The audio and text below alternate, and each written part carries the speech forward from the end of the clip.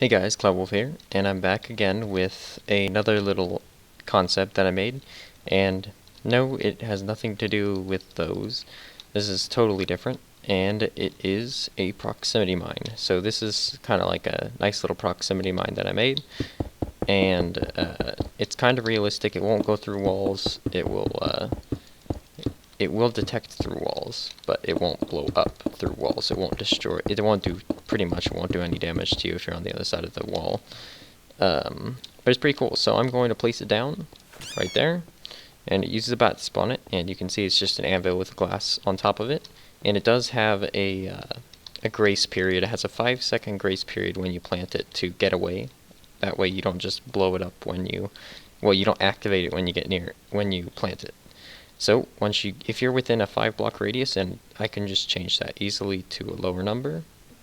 And right now, I think I'm almost in a 5-block radius. You'll start to see a little thing going, and boom. It's a big explosion. Explosions everywhere, mist everywhere, and yeah. So it doesn't actually damage you in creative or kill you or anything. So I'm going to go into game mode 0 to show off what this thing can do. So we're going to place one right there. And I'm going to set my spawn here, like that. That way I can come back. Okay, so if I'm right here, it'll pretty much say I was killed by magic and kill me right there. Now, if I'm a little bit far away, it'll probably kill me too. Oh, no, I got out of the explosion radius in time. And if you look here, oh,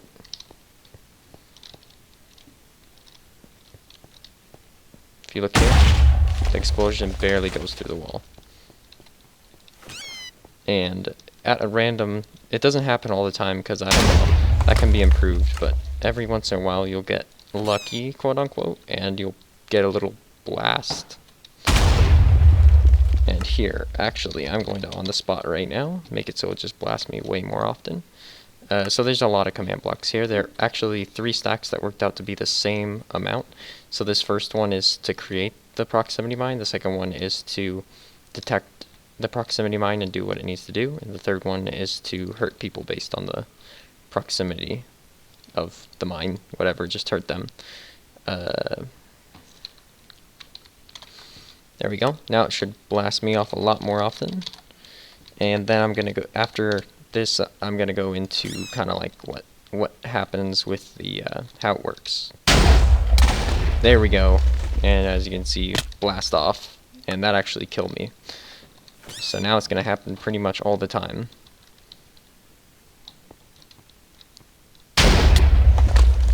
Pretty much all the time, which is good. I don't want it to happen. So the closer you are, the more damage it's going to do. And the closer you are, the more of a chance you're going to get blasted upwards. And if I plant it right now, and I go through the wall, I took no damage from that. So you're not really going to get hurt if you're on the other side of the wall. If there's some holes in the wall, let's make some holes in the wall. There is a high probability that you will still get hit because there's holes in the wall, which I thought this was really cool. So I place this here, go on the other side of the wall. There we go. See, I actually took a lot of damage and actually died from that. That's nuts. So this is definitely multiplayer friendly. If you want to use it. Oh, and I died. Yeah, so this is multiplayer friendly. You can use it with many people. It's crazy. You can. I'm probably gonna limit the blast height that thing does because that's super crazy. But now I'm gonna get into the more technical part where I'm gonna talk about like how it works. Okay, so what you do, how it works is first off we have this bat spawn egg named proximity mine, and it's executing at proximity mine and adding a scoreboard of proximity mine to it. And I'm actually kind of impressed because I've managed to make all of this whole thing function with only one scoreboard called prox mine. So you're adding prox mine of 1 to proximity mine. Then if it's in the air, so like if I have it here, it won't happen, and it won't activate until it's actually on the ground. And And I'm actually probably going to add a couple more commands to this just to make it work better for when it's in the air. It'll just kill it immediately. Yeah, so you have to plant it on the ground, otherwise it won't work. That's what this second command block's doing. This third one is like when the proxmine gets to 2, which is in like a fraction of a second, it'll summon, these two will summon the model that I have, just like that. And this one is going to set the model. It's going to set the score of the model to -50 for proxmine. So since it's set to -50, that's where you have the 5-second grace period. I think it's actually only 2.5 seconds, which is fine, because I believe these update 20 ticks a second. So yeah, it's 2.5 seconds. And then the last one is just making it so it's invisible, but it dies too quickly, so that doesn't really do anything. And then this one is killing it when it gets to 4, so it goes away pretty quickly. So this next stack has to do with detecting the player. So the first one is going to execute at a tag of proxmine, execute at anybody in a radius of 5, then it's going to execute back at the proxmine in a radius of 5, and it's going to set proxmine their proxmine score to 1. So when it's at -50, it's going to add up, and that is actually, this is kind of out of order, guys, sorry about that, but I kind of did things as I went. But this scoreboard, this command right here, is going to add proxmine. If they have -50, between -50 and -1, it's going to add 1. So what it's going to do is it's going to add their proxmine score to, it's going to add it to 0. So I'm going to do the score, just so you guys can see the set display sidebar proxmine, just so you guys can see how, when I summon it in, oh no, it's going to activate first.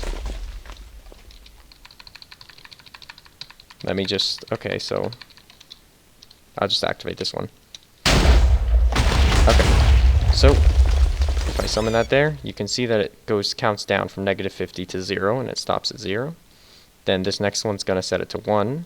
This one is going to add 1 proxmine if you have at least 1 proxmine. That way it gets locked until somebody's in the radius. And once somebody's in the radius, it won't keep setting it to 1. So if once the proxmine score gets to at least 15, it's going to summon a bat.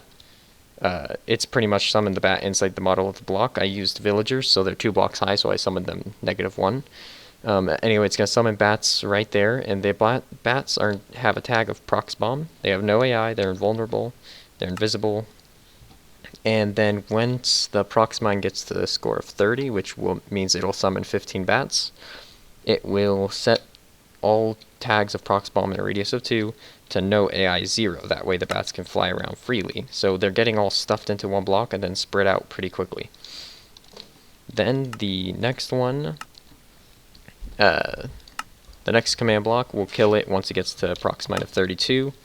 And before it hits the proxmine of 32, when it's at proxmine of 31, it will summon a creeper in the very center of the proxmine, which blows up, makes an explosion in the middle, like spreading out the bats so they go out even further.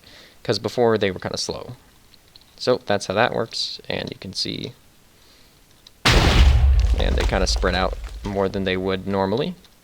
Then the third one is pretty simple. It's just it's creating the particles at the bats, and it's also adding the bat's proc score so that they die when they hit the 34, so that the explosion pretty much ends as soon as it explodes. And then these three, this one is going to summon creepers at summon the creeper at a player in the radius of 2 of the prox bomb, and you can just change the radius to make it explode more often. If I make it radius of 1, the creeper won't summon that often. And this one is giving the player harming 1 if they're in a radius of 1. This one's giving it harming 1 if they're in a radius of 1. Oh, prox boom. It gives them harming if they're in a radius of the creeper, which actually you don't really need that. That just makes it OP.